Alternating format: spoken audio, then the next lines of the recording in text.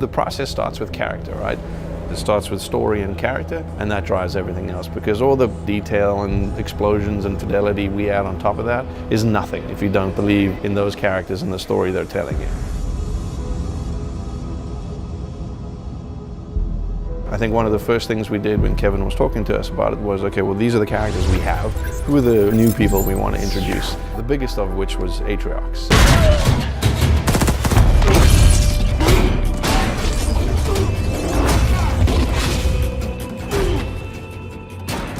Put a lot of effort into establishing a new enemy, because you can have a great good guy, but he really needs to have an equal bad guy. A brute who can outthink you as well as outfight you physically is a very different kind of a threat, and so that's really where Atriox was born. He was often sent on suicide missions, and he always returned, and that made him dangerous to the Covenant. So when we encounter him, he's at the crux of finding a way to amplify and strengthen that army. From a visual standpoint, everything should look like it should hurt you or potentially kill you.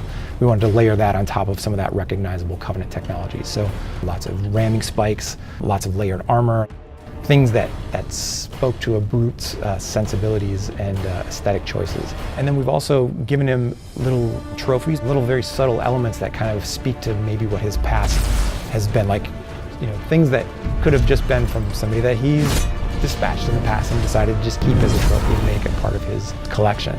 But also the form from function, where armor is at, serves a role. You know, he would be more protected around the core, like his chest, and he's got a larger shoulder pad because he's got an augmented gauntlet. Like, this should feel like a bipedal tank.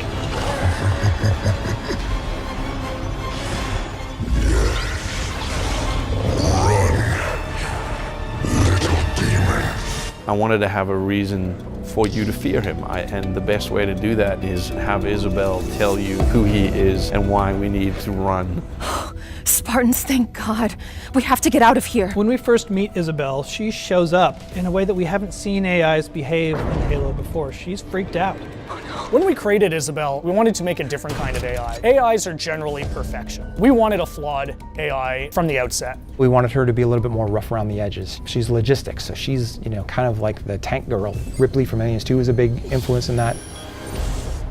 I need her down there with me. Isabel? Sorry, sir.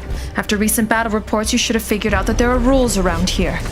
I intend to break one. We had a real task set out for us in finding not only the person who will be Isabel, but what that voice is. And I think we couldn't have had a better actress for the job. Sir, yes, sir.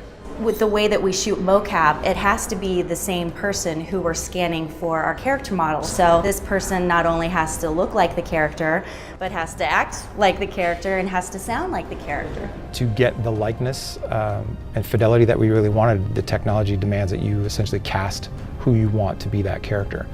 It's a creative choice, but it's also to showcase the best technology that's available out there. When it works so well, and you just get everything at once, and you really breathe life into that character. It's almost like directing a movie, right? At the end of the day, I mean, cinematics has always been somewhat like that, but now you've actually got us in the studio directing these actors.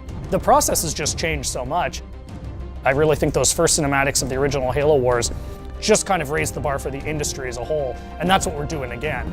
I think it's important not to miss, you know, the point that people love these characters that we're creating, and that requires us spending time and effort making sure that they're well-rounded and real. From the first word on the page to the first design we draw, to the actors that breathe life into them, to the final lighting and animation parts that we do here. Every single piece needs to fall into place. There's a lot of people out there that expect a lot from this franchise. That to me is the most exciting thing when you are putting a face to a brand new character. You're creating a new digital life, which is pretty awesome.